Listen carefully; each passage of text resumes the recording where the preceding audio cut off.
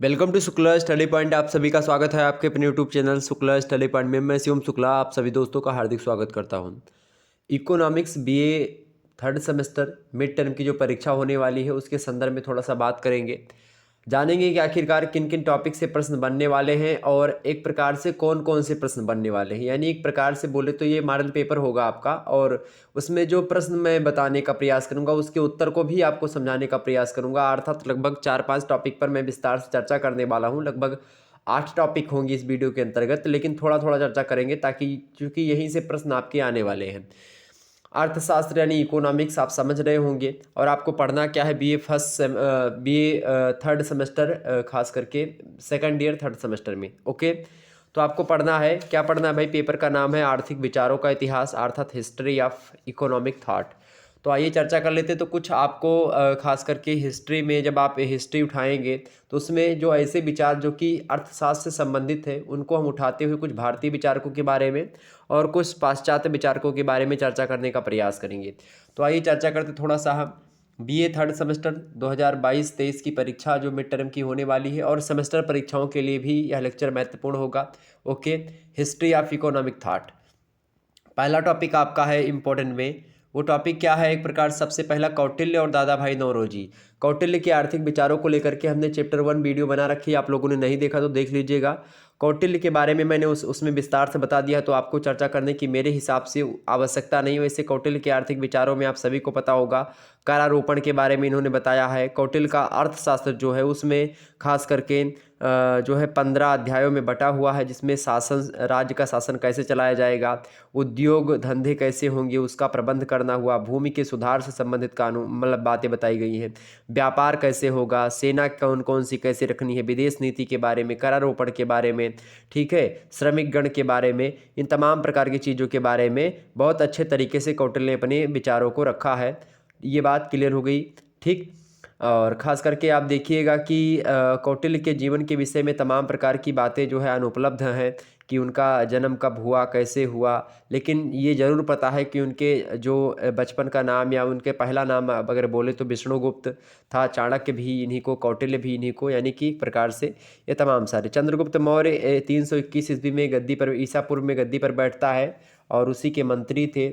और वो एक प्रकार से कहीं ना कहीं पे आप देखते हैं धनानंद जो था उसको गद्दी से उतार करके उसको जो है एक प्रकार से परास्त करके चंद्रगुप्त मौर्य को शासक बनाने में सबसे बड़ा योगदान, क्या लगभग सारा योगदान अगर जाता है तो कौटिल्य को जाता है। मैंने विस्तार से उसमें बता दिया था सारी चीज़ों को, तो हमने वहाँ पर समझा था। कौटिल्य की अगर बात की जाए तो अगर इनका हम मूल्यांकन करें तो चूंकि अर्थशास्त्र एक विशाल शास्त्र है, आप देखिएगा इसमें दंड नीति का एक प्रकार से एक विशेष अंग माना जा सकता है कौटिल्य का अर्थशास्त्र। और इनका दृष्टिकोण जो है व्यवहारिक रहा है कौटिल्य का, और सिद्धांतों के विवेचन में नहीं पड़े हैं, ठीक। और वाणिकवाद के समान उन्होंने नीति का वर्णन किया है अपने अर्थशास्त्र में। तो कुल मिलाकर के हर क्षेत्रों पर इन्होंने अपना राज्यों को शक्तिशाली बनाने का एक साधन है इनका अर्थशास्त्र, ठीक है। कौटिल्य एक क्रांतिकारी विचार रखने वाले व्यक्ति थे, ठीक। और मिश्रित अर्थव्यवस्था के पोषक थे। नैतिकता और भावुकता को राज्य और अर्थ के संचालन से अलग रखा इन्होंने, कि अगर जो है भावुकता और नैतिकता अगर राज्य में हम लगाएंगे या राज्य के शासन में या उसके राज्य के नियमों में अगर हम इसका प्रयोग करेंगे नैतिकता का और भावुकता का, तो फिर अच्छे तरीके से शासन नहीं हो पाएगा। इस प्रकार से कौटिल्य की अर्थशास्त्र रचना बहुत ज़बरदस्त तरीके से आर्थिक विचारों के बारे में, वैसे तो आर्थिक विचार इसमें अर्थशास्त्र में राजनीति से संबंधित सारी चीज़ें हैं, लेकिन राजनीति में भी आर्थिक तंत्र होता है, आर्थिक पहलू होता है, तो उसका विस्तार से वर्णन मिलता है। सेकंड है आपके दादा भाई नौरोजी। दादा भाई नौरोजी के बारे में मैंने नहीं बताया, लेकिन उससे पहले सेकंड चैप्टर में हमने किसके बारे में चर्चा कर लिया है, वैल्यूवर के बारे में चर्चा कर लिया है। दादा भाई नौरोजी की बात की जाए तो दादा भाई नौरोजी जो थे वो भारतीय राष्ट्रीय कांग्रेस के संस्थापकों में से एक थे, आप सभी को पता होगा। और ख़ास करके भारत में राष्ट्रीय आंदोलन के सूत्रधारों में सबसे आगे रहने वाले, भारत के स्वतंत्रता या स्वाधीनता संग्राम के इतिहास में नौरोजी जो थे, इनका नाम हमेशा हम याद रखेंगे, इसमें कोई दो राय नहीं है। और इनकी दादा भाई नौरोजी की बात की जाए तो इनको एक प्रकार से दादा भाई नौरोजी ने आर्थिक दर्शन पर इनकी एक पुस्तक है, poverty and un British rule in India. ये प्रमाणिक पुस्तक है। इसको लिख करके एक प्रकार से निर्भीक सिद्धांत सूझबूझ का परिचय दिया इन्होंने। और 3 बार आप देखिएगा कांग्रेस के सभापति भी रहे हैं दादा भाई नौरोजी। और 1909 ईस्वी में बात की जाए, कांग्रेस के कलकत्ता अधिवेशन में उन्होंने अध्यक्षीय मतलब कि आसन से घोषणा करी थी। यानी इन्होंने कहा था कि इनका स्वराज्य यानी राजनीतिक प्रयत्नों का जो उद्देश्य है जो कर रहे हैं, वो उनका क्या मानना है कि स्वराज्य की स्थापना हो। ठीक है। और इनकी बात की जाए तो निर्गम अथवा प्रवाह का सिद्धांत यानी कि ड्रेन थियरी जो है, ये भी बड़ी ज़बरदस्त है। और ख़ास करके आप देखेंगे जो मार्क्स का अतिरिक्त मूल्य है और वर्ग संघर्ष सिद्धांत है, तो इसको पढ़ने के बाद में मार्क्सिस्ट विचारधारा से प्रभावित भी हुए हैं। और दादा भाई नौरोजी को देशवासियों ने प्रेम से क्या कहा है, भारत का पितामह, grand old man of India की उपाधि दादा भाई नौरोजी की मतलब जो नौरोजी हैं दादा भाई, इन्हीं को मिलती है। ये बात ध्यान रखिएगा। इनका खास करके अगर मैं बताऊं तो ये धार्मिक परिवार जो के तो इनका पारसी धार्मिक परिवार था। बम्बई में इनका जन्म हुआ था, पारसी थे। ठीक है। 4 सितंबर का दिन था, 1825 ईस्वी में इनका जन्म होता है। और ख़ास करके जैसे इनका जन्म होता है उनके पिताजी स्वर्गवास हो जाते हैं कुछ दिन मतलब कि, और जबकि वे 10 वर्ष के थे मतलब हो गए थे तब इनका स्वर्गवास हो गया था इनके पिताजी का। और माता कहीं न कहीं पे अच्छी से अच्छी शिक्षा दिलवाई इनको। बम्बई के एल्फिलेंस जो कॉलेज था उसमें ख़ास करके आप देखेंगे एडमिशन करवाया। और सभी छात्रों में से नंबर 1 पर दादा भाई नौरोजी रहा करते थे। तो इस प्रकार से योग्यता में इनके कमी नहीं थी। और आप देखेंगे कि ये ख़ास करके और अध्यापक से भी अपने प्रभावित हुआ करते थे। मुंबई के प्रधान न्यायाधीश जो थे उस समय सर पर्सिकन, वो मेरी एक प्रकार से यह चाहते थे, उनका नाम क्या था, परकिसन मेरी। वो ये चाहते थे कि वे इंग्लैंड जाकर के वकालत पढ़ें। ठीक। लेकिन क्या हुआ कि परिवार धार्मिक था, कट्टरपंथी था और ऐसा नहीं कर सके। उनका विदेश जाना पारिवारिक जनों से ठीक नहीं समझा गया। तो इस प्रकार से क्या हुआ कि वो नहीं जा पाए। तो कुल मिलाकर के जो मुंबई के जो प्रधान न्यायाधीश थे सर जो है पर्सिकन मेरी, वो चाहते थे कि दादा भाई नौरोजी जो हैं ये कहाँ पर जा कर के पढ़ें, ये इंग्लैंड जा कर के पढ़ें। लेकिन क्या हुआ कि पारिवारिक उलझनों के चक्कर में या पारिवारिक कट्टरता धार्मिक चीज़ों के चक्कर में जा नहीं पाए। इस प्रकार से धीरे धीरे जीवन व्यतीत होता गया और कई प्रकार की चीज़ें होती गई। मृत्यु इनकी 1917 ईस्वी में हो जाती है। इनके द्वारा आप देखेंगे 3 बार सभापति चुने गए, 1886 में कलकत्ता अधिवेशन में, 1893 में लाहौर में और ख़ास करके 1906 में कलकत्ता में फिर से। तो ये 3 बार कांग्रेस के सभापति रहे। दादा भाई नौरोजी की बात की है तो इनकी ज़बरदस्त पुस्तक आप सभी को पता ही होगी, poverty and un British rule in India. Okay. 1901 ईस्वी में इनकी ये पुस्तक प्रकाशित हुई, लंदन से प्रकाशित हुई थी। ठीक है। अंग्रेज़ों का जो शोषण अंग्रेज लोगों ने किया था, हम लोगों को लूटा था, उसका विशद वर्णन इसमें दिखाया गया था। तो इस प्रकार से आप देखेंगे कि 1876 में उनकी पुस्तक जो थी खास करके पॉवर्टी इन इंडिया प्रकाशित हुई थी। तो ये भी कहीं ना कहीं पे निर्गम सिद्धांत हो गया। तो ये तमाम प्रकार की इनकी रचनाएं आप दादा भाई नौरोजी की देख सकते हैं, जो कि आर्थिक से जुड़ी रही, यानी अर्थशास्त्र से जुड़ी रही, आर्थिक विचारों से जुड़ी रही। इसीलिए हम आर्थिक विचारों का जब इतिहास पढ़ते हैं तो दादा भाई नौरोजी की पढ़ना हमको एक प्रकार से बहुत ज़रूरी हो जाता है, इफ़ेक्टिव हो जाता है। और ख़ास करके दादा भाई नौरोजी की बात की जाए तो इन्होंने सबसे पहले 1868 ईस्वी में भारत की राष्ट्रीय आय का अनुमान प्रस्तुत किया। और उन्होंने जो उनकी पुस्तक है poverty and un British rule in India, उसमें राष्ट्रीय आय बताई कि 340 करोड़ रुपए तथा प्रति व्यक्ति वार्षिक आय जो है वो RS 20 रुपये है। सबसे पहले अगर राष्ट्रीय आय का अनुमान लगाया था नेशनल इनकम, तो दादा भाई नौरोजी ने ही लगाया था। इन्होंने कहा था कि एक व्यक्ति को जीवित रहने के लिए 34 रुपये की आवश्यकता होती है और एक सामान्य भारतीय को उतना अनाज और कपड़ा नहीं मिल पाता था जितना कि एक सामान्य अपराधी को दिया जाता था। और इस प्रकार से इन्होंने एक प्रकार से अच्छे तरीके से बताया उस समय के समाज के बारे में, उस समय के आर्थिक विचारों मतलब आर्थिक तंत्र के बारे में बताया कि क्या आर्थिक स्थिति थी। भारत की बढ़ती हुई निर्धनता को एक प्रकार से सामने ला करके दिखाने का प्रयास अगर किया तो दादा भाई नौरोजी ने ही किया। राष्ट्रीय आय और औसत आय का कम होना, ये दोनों पर विस्तार से इन्होंने चर्चा करी। बेकारी दूसरा प्रमाण इन्होंने सिद्ध किया कि बेकारी जो है, हज़ारों की संख्या में लोगों को कोई काम नहीं है, इधर उधर भटक रहे हैं, यह भी बताया। खेती की दुर्दशा का वर्णन भी किया। इन्होंने कहा कि खेती में लगे हुए लोगों को भरपेट खाना जो है मिलना मुश्किल होता है, ठीक है। और बहुत से लोग तो खेती छोड़ भी चुके हैं इसी चीज़ को ले। अकाल भी पड़ा तो अकाल को भी इन्होंने दिखाने का प्रयास किया। निर्धनता का स्पष्ट प्रमाण है अकाल, चूँकि अकाल जब पड़ता है इसका मतलब कि देश निर्धन है, देश में कुछ नहीं है, तो वो भी एक प्रकार से इन्होंने बताने का प्रयास किया। और भारत की निर्धनता के कारण को भी इन्होंने बताने का प्रयास किया, ज़बरदस्त तरीके से हर एक कारणों को बताया। ब्रिटिश शासन की अप्राकृतिक वित्तीय और आर्थिक नीति पर तंज कसा। इसके अलावा भारत से धन का निर्गम, यानी कि आप देखेंगे दादा भाई नौरोजी जो थे, इन्होंने बताया कि भारत से आप देखेंगे कि जो धन भारत में हो रहा है, ये एक प्रकार से कहीं ना कहीं पे विदेशों में जा रहा है। लगातार चीज़ें होती गई और कई सारी चीज़ों के बारे में बताया। और बताया कि यहीं से आप देखेंगे दादा भाई नौरोजी ने कहा कि ब्रिटिश अधिकारियों की पेंशन भी भारत से, युद्ध कार्यालय का भुगतान भी भारत के धन मतलब की कोष से होता था। भारत में ब्रिटिश सेना का खर्च हुआ तो वो भी भारतीय को राजकोष से। भारत राज्य के इंग्लैंड में खर्चे जो होते भारत सरकार के, उसको भी यहीं से। भारत में जो स्थित जो ब्रिटिश व्यावसायिक वर्ग होते थे, उनके द्वारा कमाई में से जो है स्वदेश भेजी गई जो रकमें होती थी, ये सब कहीं ना कहीं पे आप देखेंगे निर्गम के कारण ही भारत में पूंजी का संचय नहीं हो पाता था, इन्हीं सभी के कारण से। और इसलिए जिस धन को अंग्रेज लोग यहाँ से घसोट कर ले जाते थे, उसे पूंजी के रूप में भारत में वापस ले आते थे और इस प्रकार व्यापार और उद्योगों को एक प्रकार से समन्वित करते थे, स्थापित करते थे और चलाते रहते थे। इस प्रकार से अगर दादा भाई नौरोजी के विचारों का हम मूल्यांकन करें कि इनका मूल्यांकन एक प्रकार से कितने हद तक ज़बरदस्त है, तो हम दादा भाई नौरोजी को भारत का पितामह तो कहते ही हैं। स्वराज शब्द उन्हीं से मिला हमको, ये भी बात हम लोग जानते हैं। और भारत की दरिद्रता का दर्शन पहल दादा भाई नौरोजी ने हमको कराया कि भारत इतना दरिद्र है, जो आम जनमानस से वो कितना ज़्यादा भटक रही है एक नौकरी के लिए या एक प्रकार से एक भरपेट भोजन के लिए, वो उसको नहीं मिल पा रहा है। उन्होंने भारतीय राजनीति की आर्थिक व्याख्या प्रस्तुत करी। अर्थशास्त्रीय शोध के क्षेत्र में वैज्ञानिक वस्तुगत पद्धति का उन्होंने अनुसरण किया। राजनीति के क्षेत्र में उन्होंने नैतिकता पर जोर दिया। स्वराज की प्राप्ति वे सद्भावना के आधार पर तथा वैधानिक ढंग से ही चाहते थे। वे चाहते थे दादा भाई नौरोजी कि स्वराज के लिए उच्च जो प्रशासनिक नौकरियां होती हैं, उनमें अधिक से अधिक भारतीय लोग जब होंगे तभी अच्छे तरीके से वो हो पाएंगे।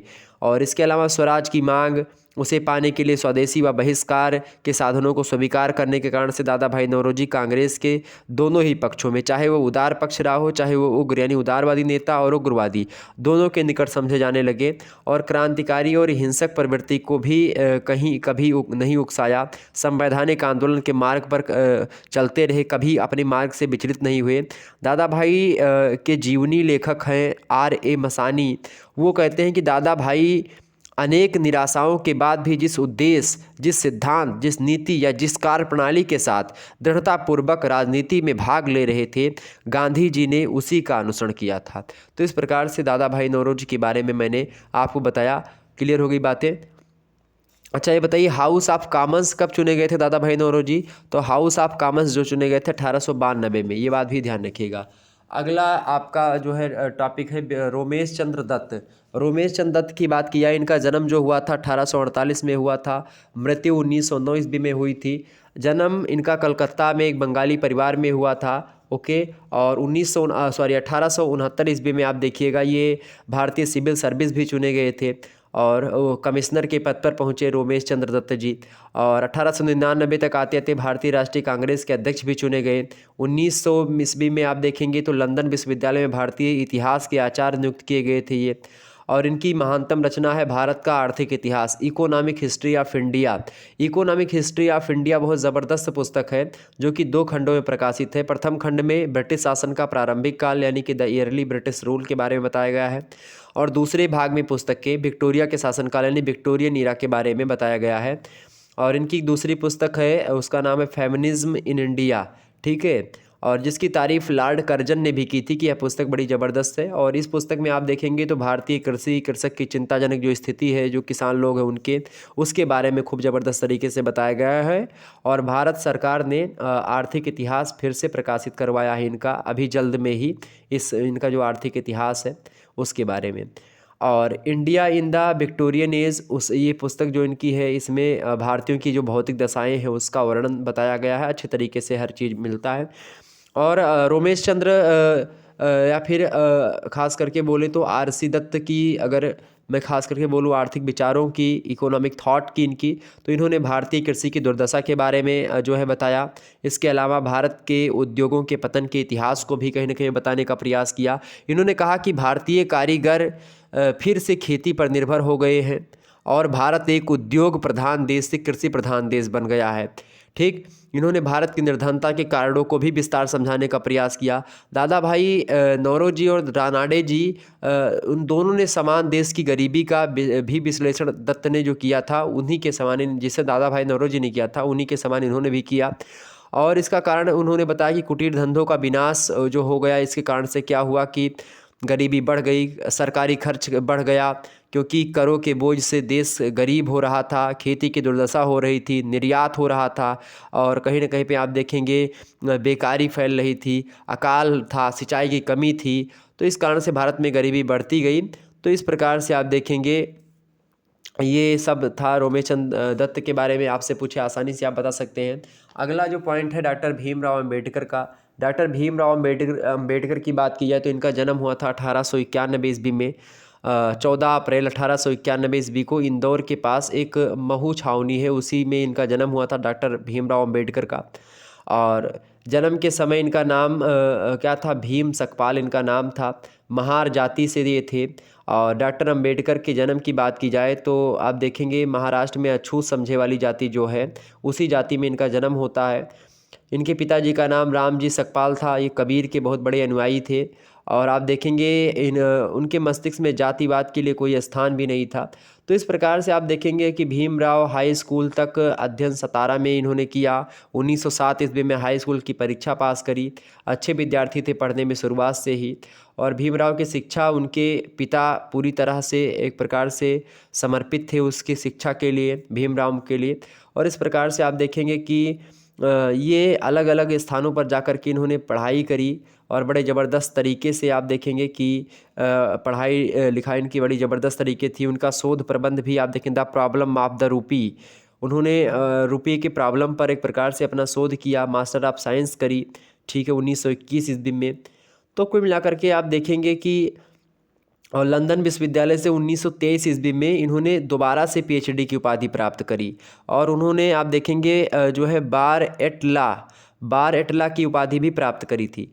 और इंग्लैंड से लौटकर उन्होंने निश्चय किया था कि वे अपनी आजीविका के लिए वकालत करेंगे और शेष समय अछूतों गरीबों की सेवा में लगाएंगे। ठीक, तो इस प्रकार से डॉक्टर अंबेडकर ने दलित वर्गों को संगठित करने या उसको संघर्ष करने की प्रेरणा दी। और ख़ास करके आप देखेंगे संगठित संघर्ष का या पहला जो प्रारंभ इन्होंने किया वो महद सत्याग्रह से किया। और बाद में आप देखेंगे 1930 ईस्वी में अखिल भारतीय दलित वर्ग संघ की स्थापना की, all India depressed class association. Okay, और एक प्रकार से धीरे धीरे करके आप देखिएगा इस प्रकार से चीज़ें करते रहे। और इनके आर्थिक विचारों की अगर मैं बात करूं तो आर्थिक विचारों में आप देखेंगे डॉक्टर अंबेडकर पहले भारतीयों में से थे जिन्होंने अर्थशास्त्र में औपचारिक शिक्षा पाई और एक पेशेवर की तरह ज्ञान की शाखा का अध्ययन और उपयोग किया। डॉक्टर अंबेडकर ने तमाम सारी समस्याओं पर ध्यान केंद्रित करवाया लोगों का।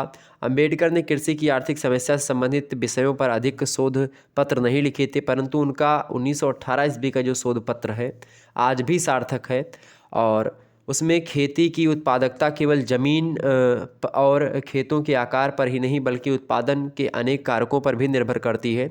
इसलिए क्या होता है कि भारत में कृषि में पूंजी निवेश की सबसे अधिक आवश्यकता होती है और पूंजी है नहीं, क्योंकि ब्रिटिश राज्य में इस क्षेत्र में पूंजी निवेश क्या है, गिरा है। और धीरे धीरे करके आप देखेंगे बाद में हरित क्रांति आती है उस पर, और प्रच्छन्न बेरोजगारी का सिद्धांत भी आप देखते हैं अम्बेडकर ने उसको चिन्हित किया।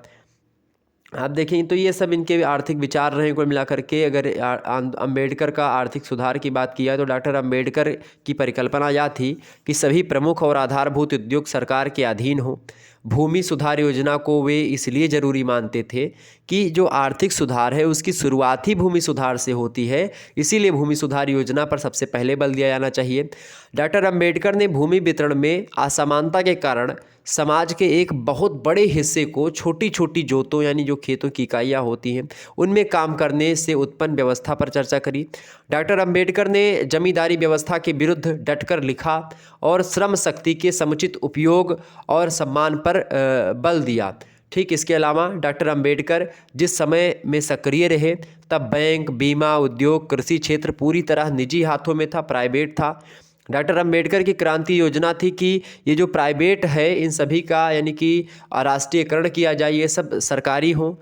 सरकार खेती के योग्य भूमि को अधिग्रहित कर ले और उसे उचित आकार में खेतों के रूप में बांट दे, सभी को बराबर बराबर खेत दे दे। उस खेती पर समाज के सभी लोग एक प्रकार से मिल करके फसल उगाएं और पूरा समाज उससे लाभान्वित हो। ये अंबेडकर के आर्थिक विचार थे। ओके, अंबेडकर की जो पुस्तक थी उसका क्या नाम था भाई? The evolution of provincial finance in India, ये इनकी पुस्तक है। और डॉक्टर अंबेडकर के आदर्श, ये अपने आदर्श किसको मानते थे? तो ये अपने आदर्श जो है कबीर को, गौतम बुद्ध को और ज्योतिबा फूले को ये अपना आदर्श मानते थे। और संविधान की प्रारूप समिति जो बनी थी उसके ये अध्यक्ष भी थे डॉक्टर भीमराव अंबेडकर। अगले आपके आते हैं डॉक्टर राम मनोहर लोहिया जी। डॉक्टर राम मनोहर लोहिया को कौन नहीं जानता? इनके नाम पर तो आप देखते हैं विश्वविद्यालय भी है अयोध्या में। अयोध्या का जो विश्वविद्यालय है डॉक्टर राम मनोहर लोहिया जी के नाम पर ही है। 20वीं सदी के महान विचारक हैं, विलक्षण प्रतिभा के धनी व्यक्ति, वैचारिक क्रांति के नायक रहे। डॉक्टर राम मनोहर लोहिया जी का जो जन्म हुआ था वो 23 मार्च का समय था। 1910 ईस्वी में इनका जन्म होता है। अकबरपुर पड़ता है। अकबरपुर एक प्रकार से अंबेडकर नगर जो जिला पड़ता है उसी अंबेडकर नगर में अकबरपुर टांडा, आप जानते होंगे अकबरपुर, तो अकबरपुर में इनका जन्म हुआ था। उत्तर प्रदेश में स्थित है, अयोध्या के उधर। और इन्होंने मैट्रिक और इंटर की परीक्षा वाराणसी से की थी। बीए की परीक्षा इन्होंने 1929 में विद्यासागर कॉलेज कलकत्ता से की थी। बीए के बाद ये छात्रवृत्ति मिलने पर उच्च शिक्षा के लिए इंग्लैंड चले गए और वहाँ से बर्लिन चले गए। बर्लिन विश्वविद्यालय से उन्होंने 1932 ईस्वी में राजनीतिक दर्शन में पीएचडी की उपाधि धारण करी। और डॉक्टर राम मनोहर लोहिया जो है 1933 ईस्वी में प्रारंभ में आकर के भारत में लौटे। 17 मई 1934 ईस्वी में पटना में आचार्य नरेंद्र देव की अध्यक्षता में देश भर के समाजवादियों के सम्मेलन में भाग लिया। समाजवादी आंदोलन से जुड़ गए। महात्मा गांधी की विचारधारा से प्रभावित थे डॉक्टर राम मनोहर लोहिया। 1938 से 1946 तक उन्होंने ब्रिटिश साम्राज्यवाद का डटकर विरोध किया। 1942 का जो भारत छोड़ो आंदोलन था उसमें भी सक्रिय रहे। और कुल मिलाकर के ये स्वतंत्रता के पश्चात जीवन प्रयत्न समाजवादी आंदोलन से जुड़े रहे। और दिसंबर 1955 ईस्वी में उन्होंने भारतीय समाजवादी दल की स्थापना भी करी और उस दल के अध्यक्ष भी बने। संसद में प्रवेश पाने की आवश्यकता को समझते हुए 1962 ईस्वी में उन्होंने पंडित नेहरू के विरुद्ध चुनाव लड़ा परंतु असफल रहे।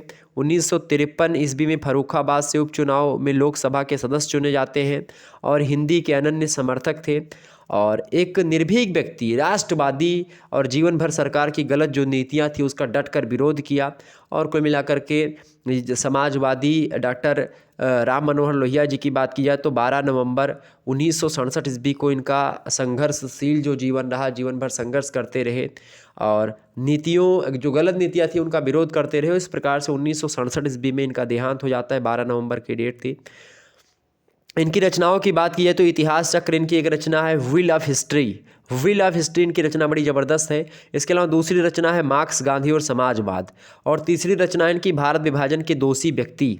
ठीक है, ये 3 रचनाएं इनकी है जो कि एक प्रकार से बड़ी ज़बरदस्त तरीके से है।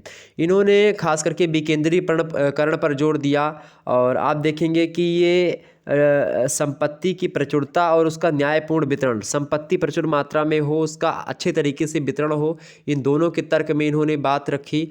और ख़ास करके आप देखिएगा कि इन्होंने कहा कि समाजवाद गरीबी के समान बंटवारे का नाम नहीं है बल्कि समृद्धि के आधिकारिक वितरण का नाम है। बिना समता के समृद्धि संभव नहीं है यानी असंभव है और बिना समृद्धि के सामाजिक समता व्यर्थ है। ये बात इन्होंने बताई। यानी कि जो धन ज़्यादा लोगों के पास है उसको समान बांटा जाए, ये चीज़, गरीबी को समान नहीं बांटना है, हमको अमीरी को समान बांटना है। ये डॉक्टर राम मनोहर लोहिया का एक प्रकार से विचार रहा है। इन्होंने विकेंद्रीकरण पर जोर दिया। डॉक्टर राम मनोहर लोहिया विकेंद्रीकरण के समर्थक थे। उन्होंने विकेंद्रित अर्थव्यवस्था के सिद्धांत का प्रतिपादन किया। डॉक्टर लोहिया की धारणा थी कि देश की श्रम शक्ति के पूर्ण उपयोग के लिए छोटी छोटी मशीनों के प्रयोग, कुटीर उद्योगों को बढ़ावा दिया जाए और इस प्रकार से आर्थिक विकेंद्रीकरण के लिए गांधीवादी ढंग का समर्थन करते हुए इन्होंने उद्योगों, बैंकों और बीमा कंपनियों का राष्ट्रीयकरण करने के पक्षधर ये भी रहे हैं। और आप देखेंगे कि डॉक्टर राम मनोहर लोहिया सामाजिक आर्थिक न्याय के लिए, आर्थिक शक्ति राज्य के हाथों में देने के लिए इन सभी पर पक्षधर थे। और कुल मिलाकर के तमाम प्रकार के इन्होंने चौखंबा समाजवाद की स्थापना ये चौतरफा करना चाहते थे। तो इस प्रकार से आप देखेंगे चौखंबा राज्य की परिकल्पना भी करी है। इसकी मतलब कि इन्होंने कई सारी विशेषताएं भी बताई हैं कि संपूर्ण सरकारी योजना व्यय का 1/4 भाग ग्राम, मंडल या नगर पंचायत के माध्यम से खर्च किया जाए। पुलिस इन ग्राम, मंडल तथा पंचायतों के अधीन रहकर कार्य करेगी। जिलाधीश जो होगा उसका पद समाप्त कर दिया जाएगा और उसके संपूर्ण कार्य जिले की विभिन्न संस्थाओं में विभाजित कर दिए जाएंगे। और कहा कि कृषि, उद्योग और अन्य प्रकार की संपत्ति जिसका राष्ट्रीयकरण कर दिया जाएगा ग्राम, मंडल तथा नगर पंचायतों के अधीन एवं उनके द्वारा शासित रहेंगी। और पांचवी बात बताई कि छोटी मशीनों के अधिकाधिक उपयोग द्वारा आर्थिक विकेंद्रीकरण की तथा साथ ही साथ राजनीतिक एवं प्रशासनिक विकेंद्रीकरण की दिशा में और प्रयास किया जाएगा। डॉक्टर राम मनोहर लोहिया को मिलाकर के उदारवादी, साम्यवादी दुनिया केवल 2 स्तरीय राज्य के बारे में जानती है। और ख़ास करके डॉक्टर राम मनोहर लोहिया समाजवाद से लगातार जुड़ते रहे, नया समाजवाद का समर्थन किया और कुल मिलाकर के अंत समय तक आप देखेंगे सरकार की नीतियों के खिलाफ जो है चीज़ें करते रहे। और इन्होंने 7 क्रांतियाँ करी हैं। इन्होंने स्त्री पुरुष की समानता के लिए क्रांति करी। इन्होंने रंग भेद, प्रजाति भेद पर आधारित जो राजकीय, आर्थिक या बौद्धिक असमानता है उसके विरुद्ध क्रांति करी। इन्होंने संस्कारगत जन्मजात जाति प्रथा के विरुद्ध पिछड़े वर्गों को विशेष अवसर के लिए क्रांति करी। विदेशी गुलामी के विरुद्ध स्वतंत्रता और विश्व लोक राज्य के लिए क्रांति करी। निजी पूंजी की विषमताओं के विरुद्ध और आर्थिक समानता के लिए तथा योजना द्वारा पैदावार बढ़ाने के लिए क्रांति करी। निजी जीवन में अन्यायी हस्तक्षेप के विरुद्ध लोकतंत्री पद्धति के लिए क्रांति करी। अर्थशास्त्र के विरुद्ध और सत्याग्रह के लिए क्रांति करी। यानी ये एक प्रकार से लगातार क्रांतिकारी जीवन इनका रहा। भारतीय समाजवादी दल की स्थापना भी इन्होंने करी। कब करी थी? 1955 ईस्वी में करी थी। ये बात आप ध्यान रखेंगे। कुल मिलाकर के इनका जीवन ज़बरदस्त तरीके से रहा। अगले व्यक्ति आते हैं गांधी। महात्मा गांधी जी की बात की जाए तो इनका अर्थशास्त्र जो रहा है बड़े ज़बरदस्त तरीके से। महात्मा गांधी जी को कौन नहीं जानता है, भारत के राष्ट्रपिता कहे जाते हैं। ओके, महात्मा गांधी जी की बात की जाए तो इनका जन्म 2 अक्टूबर को हुआ था 1869 ईस्वी को। गुजरात एक प्रदेश है, उस प्रदेश में गुजरात आप सभी को पता होगा। गुजरात राज्य के पोरबंदर एक जगह है, उसी पोरबंदर जगह पे गांधी जी का जन्म हुआ था। इनके पिताजी का नाम करमचंद था। करमचंद जी एक रियासत के दीवान भी थे। माता इनकी अत्यंत धार्मिक महिला थी। महात्मा गांधी जी की धार्मिक संस्कार महात्मा जी को पहले से ही मिले थे। प्रारंभिक शिक्षा भारत और इंग्लैंड में हुई इनकी। वकालत से वहाँ से इन्होंने वकालत पास करके वापस आते हैं। राजनीतिक जीवन इनका दक्षिणी अफ्रीका से ही प्रारंभ हुआ। उन्होंने वहाँ पर गोरी सरकार का विरोध किया। वापस लौटकर गांधी जी ने अपने देश सेवा में अपना संपूर्ण जीवन लगा दिया। और गांधी जी के जीवन का वर्णन देश के इतिहास का वर्णन है, क्योंकि 1915 ईस्वी से लेकर के 1948 तक के भारत के बिना ताज के बादशाह, यानी आप देखेंगे बिना ताज के, बिना मुकुट के बादशाह का जीवन व्यतीत करने वाले एकमात्र व्यक्ति थे, वो महात्मा गांधी जी थे। राष्ट्रपिता इनको कहा जाता है। 30 जनवरी 1948 ईस्वी को नाथूराम गोडसे ने इनको गोली मार दिया और इनका देहांत हो जाता है गांधी जी का। तो कुल मिलाकर के आप देखेंगे कि इनकी हरिजन सेवक मतलब हरिजन और यंग इंडिया का संपादन भी किया है, पत्रिकाएं निकलती थी। और इनके तमाम सारे ग्रंथ भी, जैसे कि सत्य के मेरे अनुभव, आत्मकथा है या आत्मकथा, इसके अलावा 100% स्वदेशी, रचनात्मक कार्यक्रम, अनासक्ति योग, ये सब इनकी रचनाएं हैं। गांधी जी की बात की है तो गांधी जी के आर्थिक विचारों में जैसे अर्थशास्त्र का उद्देश्य इन्होंने बताया जनता की सेवा करना, ठीक है। इसके अलावा अर्थ जीवन का साध्य, मतलब अर्थ जो है वो जीवन का साध्य नहीं है, जीवन का साधन है। यानी गांधी जी ने धन को महत्वपूर्ण मानते हुए भी उसे साधन ही माना है। उसका मतलब कि इनका सिद्धांत था गांधी जी का कि जीने के लिए खाओ, खाने के लिए मत जियो। जीने के लिए खाओ, इतना खाओ कि जिंदा रह सको, खाने के लिए मत जियो। इसका अर्थ ये है कि उपभोग आर्थिक क्रिया का उद्देश्य नहीं है। धन का उपयोग इसलिए जरूरी है कि मनुष्य अपने कार्य को भली भांति कर सके। तीसरा इनका जो आर्थिक विचार है, इन्होंने कहा कि अर्थ के विषय में आदर्श भोग नहीं, त्याग होना चाहिए। ठीक, भोजन, वस्त्र और निवास, शिक्षा, इलाज को अनिवार्य बनाया इन्होंने, और दूसरी तरफ आवश्यकताओं को कम करने पर भी जोर दिया। विलासितापूर्ण जीवन के विरोधी रहे ये। आप देखेंगे कि ये एक ही धोती में एक प्रकार से आप देखेंगे वही ओढ़ लेते थे, उसी धोती को पहन लेते थे। चौथा इनका सिद्धांत, गांधी जी का अर्थशास्त्र मूल रूप से समाजवाद पर आधारित था। इसके अलावा गांधी जी का आदर्श एक वर्गहीन समाज का निर्माण करना था। इनका साम्यवाद, ये साम्यवाद के आदर्श को मानते थे और धन, जाति, धर्म, वर्ण इत्यादि का भेद समाप्त होना चाहिए, ऊंच नीच का स्तर अनैतिक है, ये बताने का प्रयास किया। आधुनिक बड़े उद्योगों और मशीनी उत्पादन के विरुद्ध एक प्रकार से हमेशा रहे। समाज की विषमता दूर करने के लिए रचनात्मक कार्यक्रम किया। गांधी जी आप देखेंगे तो गांधीवादी अर्थशास्त्र एक नियंत्रित अर्थशास्त्र के रूप में आता है, और गांधी जी का अर्थशास्त्र यह था कि नियंत्रण बाहर से, शासन द्वारा नहीं, अंदर से होना चाहिए। यह नैतिक समाज की सही व्यवस्था के लिए आवश्यक है। और इन्होंने ग्राम राज की कल्पना की और श्रम का महत्व बताया, और पशुपालन, जनसंख्या, सभी पर अपने अपने विचारों को इन्होंने दिया। और ख़ास करके गांधी जी के अगर आर्थिक विचारों का मूल्यांकन देखें तो गांधी जी का आर्थिक चिंतन नैतिक और व्यवहारिक है, जैसा कि भारत की परंपरागत विचारधारा से पता ही चलता है। इनका अर्थशास्त्र जो है समाज शास्त्र का एक भाग मान सकते हो आप, जीवन के अन्य भागों एवं उद्देश्यों से अलग नहीं कहा जा सकता। और गांधी जी के अर्थशास्त्र के तमाम सारे सिद्धांत भी, जैसे कि यंत्रीकरण के संबंध में विचार दिया, आदर्शवाद के बारे में इन्होंने अपने विचारों को दिया, न्यास का सिद्धांत दिया, ग्राम राज्य की कल्पना करी, कुटीर उद्योगों का अर्थशास्त्र इन्होंने, और इसके अलावा तमाम प्रकार की चीज़ें। और क्या आज गांधीवाद प्रासंगिक है? कभी कभी ऐसी चीज़ें होती हैं। तो गांधीवाद वर्तमान में प्रासंगिक है, क्योंकि आज के हिंसा घृणा भरे समाज में गांधी पहले ही अधिक प्रासंगिक है, इसमें कोई दो राय नहीं है। क्योंकि जिस प्रकार से आजकल जो है चीज़ें बढ़ रही हैं, उसमें आप देखेंगे सत्य, हिंसा, प्रेम, मानवतावाद, इसी पर तो गांधी के विचार हैं। तो वो एक प्रकार से वो आज भी प्रासंगिक है, इसमें कोई दो राय नहीं। तो गांधी जी की ये चीज़ें आप ध्यान रखिएगा थोड़ा सा, बस यही सब आपसे पूछा जाता है, इतना चीज़ अगर थोड़ा थोड़ा ध्यान रखेंगे तो हो जाएगा।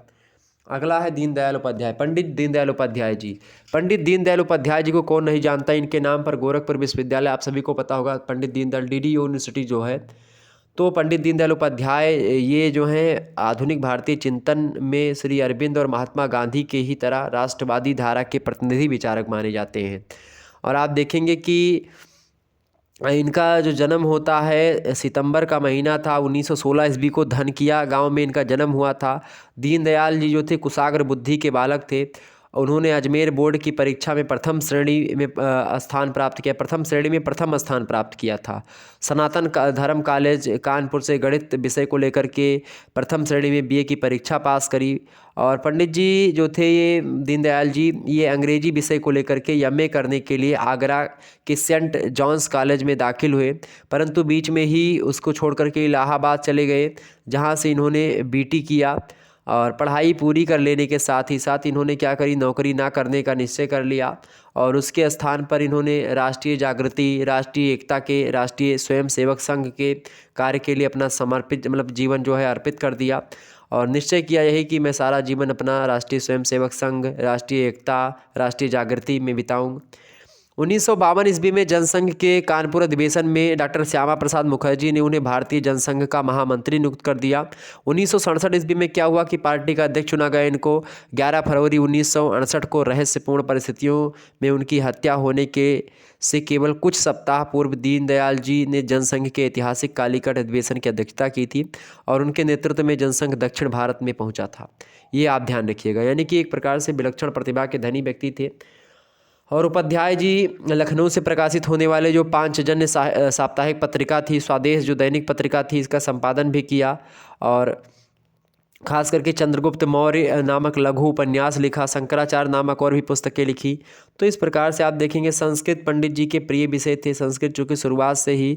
और ख़ास करके जिस आप देखेंगे इन्होंने राजनीति में प्रवेश करने के साथ ही साथ अर्थशास्त्र के महत्व को भी समझा और आज की जो सामाजिक आर्थिक समस्याओं के साथ चार पुरुषार्थ जो हैं धर्म, अर्थ, काम और मोक्ष, उसके संबंध में भी अपने विचारों को पंडित दीनदयाल उपाध्याय जी ने बड़े मतलब सजगता से दिया। और इनकी इनकी मृत्यु आप सभी को पता होगा 11 फरवरी 1968 को इनकी हत्या एक प्रकार से, ठीक। तो कुल मिलाकर के आप देखेंगे कि इन्होंने पुरुषार्थ यानी कि धर्म, अर्थ, काम और मोक्ष, इन चारों की बहुत अच्छी तरीके से व्याख्या करी। और ख़ास करके आप देखेंगे अर्थव्यवस्था के निर्धारण में इन्होंने 4 चीज़ों पर 5 सोपान बताए। एकात्म मानवतावाद के भारत में आर्थिक नीति निर्धारण के लिए 5 सोपान इन्होंने बताए अर्थव्यवस्था के निर्धारण में। पंडित दीनदयाल उपाध्याय जी ने कहा पहला तो कृषि, दूसरा उद्योग, तीसरा परिवहन और चौथा व्यापार, पाँचवा सामाजिक सुरक्षा। ये बहुत ज़रूरी है। औद्योगिकरण, पूंजी की समस्या, सभी पर अपनी अपनी बातों को बताने का प्रयास इन्होंने किया। कुल मिलाकर के दीनदयाल जी ने एकात्म मानववाद को एक व्यक्ति से परिवार, समाज, राष्ट्र और मानवता को एक कड़ी के रूप में गूंथना चाहा और इस प्रकार से इनके आर्थिक विचार को हम बहुत ज़बरदस्त तरीके से समझते हैं और जानते हैं। इसके अलावा J.K. मेहता जी हैं। J.K. मेहता जी के बारे में अगर बताऊं तो इनका जन्म 1901 ईस्वी में हुआ था, मृत्यु 1980 ईस्वी में हुई थी। प्रोफेसर थे ये, प्रोफेसर J.K. मेहता। प्रथम अर्थशास्त्री माने जा सकते हैं। सैद्धांतिक अर्थशास्त्र के विश्लेषण और विवेचन में भारतीय दर्शन एवं दृष्टिकोण को अपनाया। अर्थशास्त्र के क्षेत्र में आप देखेंगे मौलिक विचार व्यक्त करने वाले प्रथम व्यक्ति मान सकते हो इनको। प्रोफेसर मेहता जी जो थे ये आर्थिक चिंतन के इतिहास में एक स्वस्थ एवं नवीन परंपरा को प्रारंभ किया। और ख़ास करके आप देखेंगे प्रोफेसर मेहता और उनके सहयोगियों के द्वारा आर्थिक विश्लेषण की परंपरा को अर्थशास्त्र की इलाहाबादी परंपरा के रूप में जाना जाता है। ये बात भी ध्यान रखेंगे। Professor J.K. मेहता की बात की जाए तो इनका जन्म हुआ था 25 दिसंबर को 1901 ईस्वी को मुंबई के एक पारसी परिवार में हुआ था। इनकी प्रारंभिक शिक्षा राजनंदगांव से हुई थी। उच्च शिक्षा के लिए इलाहाबाद विश्वविद्यालय गए। उन्होंने 1925 ईस्वी में अर्थशास्त्र विषय में MA की डिग्री प्राप्त करी। 1927 में उनकी नियुक्ति प्राध्यापक के रूप में इलाहाबाद विश्वविद्यालय के अर्थशास्त्र विभाग में हो गई और यहीं से 1963 ईस्वी में अध्यापन कार्य प्रारंभ कर दिया और अर्थशास्त्र के विभागाध्यक्ष के पद पर मतलब की सेवानिवृत्ति हुए, यानी कि आप विभागाध्यक्ष हो गए थे, उसके बाद में फिर रिटायर हुए। और ख़ास करके आप देखेंगे विश्वविद्यालय अनुदान आयोग जो है यानी UGC नई दिल्ली के द्वारा संस्तुति के आधार पर 1963 से 1969 तक इलाहाबाद विश्वविद्यालय के अर्थशास्त्र विभाग में UGC प्रोफेसर के रूप में इन्होंने कार्य किया। और कुल मिलाकर के 1980 ईस्वी में इनका अगस्त महीने में इनका देहांत हो जाता है, देहावसान हो जाता है। इन्होंने कई सारी पुस्तकें भी लिखी, ग्रंथ हैं इनके, जैसे कि advanced economic theory, letters on modern economic theory, fundamentals of economics, इसके अलावा इकोनॉमिक्स ऑफ ग्रोथ, इसके अलावा इकोनॉमिक फिलोसॉफी, ये तमाम प्रकार की रचनाएं इनकी है J.K. मेहता जी की प्रोफेसर। और इनके आर्थिक विचारों में आप देखते हैं आवश्यकता विहीनता का सिद्धांत आता है। आवश्यकता विहीनता या शून्यता के आदर्श मूल्यांकन की अगर बात की है तो वैकल्पिक विधियों का सदा सुलभ नहीं है, ये बताते हैं। ये कहते हैं कि इच्छा और आवश्यकता में भेद भी इन्होंने बताया। तो कुल मिलाकर के उन्होंने कहा कि आदर्श आवश्यकता शून्यता नहीं है वरन इच्छा शून्य, कामना रहित होना है। पीड़ा से मुक्ति भोजन छोड़ने से नहीं होती वरन भोजन की लालसा छोड़ने से होती है, ठीक। यानी इन्होंने सब चीज़ों की इच्छा से छुटकारा पाना, यानी आसक्ति का त्याग, ज़रूरतों का अवश्य पूर्ण होना, विलासिता का त्याग, इन सभी चीज़ों को एक प्रकार से बल दिया। प्रोफेसर मेहता इन्होंने लाभ के सिद्धांत को भी दिया। इन्होंने कहा कि लाभ जोखिम का पुरस्कार है, प्रबंध के पुरस्कार से इसे अलग करना चाहिए। जबकि प्रबंध में निर्णय लिया जाता है, जोखिम में हानि का उत्तरदायित्व उठाया जाता है। लाभ को अनिश्चितता का पुरस्कार भी कहा जाता है। इन्होंने कहा कि जोखिम कई कारण से उदय होता है, एक तो भविष्य से, दूसरे भविष्य के भिन्न होने से, तीसरा भविष्य की जानकारी ना होने से, चौथा आदमी को इस बोध से की जानकारी अपूर्ण है। यानी कि जोखिम प्रावैगिक यानी कि डायनामिक अवस्था में ही संभव है, ठीक। इन्होंने लाभ कोई बचत नहीं है, यह मजदूरी के समान ही एक कार्य का भुगतान होता है, इसलिए सदा धनात्मक होता है जो लाभ होता है, ये इन्होंने बताने का प्रयास किया। तो प्रोफेसर मेहता का जो आर्थिक विचार है बड़ा ज़बरदस्त है, इसको हम समझेंगे विस्तार से जब चर्चा करेंगे। इन्होंने तमाम सारे और भी विचार दिए हैं और ख़ास करके आप देख प्रोफेसर मेहता का जो सिद्धांत है मार्शल क्लार्क नाइट, इनके सिद्धांत से मिलता जुलता होने पर भी इन सब से अलग है और इन सबसे अच्छा है। प्रोफेसर मेहता की बात की जाए तो इन्होंने आप देखेंगे उपभोक्ता की बचत के बारे में बताया, उपभोक्ता कैसे मापी जाती है इसको बताया, साम्य का विचार इन्होंने दिया। इसके अलावा प्रतिनिधि फर्मों के बारे में बताया। प्रोफेसर मेहता का अगर मूल्यांकन करें तो इनके आर्थिक चिंतन की 3 विशेषताएं मान सकते हैं। पहली विशेषता दर्शन पर आधारित इनकी है। प्रोफेसर मेहता जो है अर्थशास्त्र एक विशाल दार्शनिक आधार पर ही स्थित है, वैसे अगर देखा जाए तो इसी अर्थ में इन्होंने खास करके कार्ल मार्क्स, गांधीवाद, जे.एस. मिल इनके समकक्ष जो है इनके विचार मिलते जुलते हैं। निगमन तथा अमूर्त, दूसरा इनका जो विशेषता है निगमन और अमूर्त यानी अब्स्ट्रैक्ट प्रणाली का प्रयोग किया। जैसे रिकार्डो, मार्क्स, इनके समान मेहता का चिंतन भी अमूर्त है और इसको अपनी सच्चाई का प्रयोग तथा इतिहास में सिद्ध करना होगा। ये प्रोफेसर मेहता का एक प्रकार से दूसरी विशेषता। तीसरी विशेषता इनके आर्थिक विचारों की ये रही कि भारतीय परंपरा पर आधारित रही है। प्रोफेसर मेहता के अर्थशास्त्र में हमें भारत के आदर्शों और मूल्यों का दर्शन होता है। यद्यपि उन्होंने गांधीवादी या रूढ़िवादी कहना उचित नहीं है, महान अर्थशास्त्रियों के समान में भी मुक्त विचारक हैं, लेकिन फिर भी ये भारतीय अर्थशास्त्री रहे हैं और भारत पर आधारित एक प्रकार से विचारों को दिया। ठीक, तो इस प्रकार से इनके विचारों को आप थोड़ा सा जान लीजिएगा, बहुत ज़बरदस्त हैं।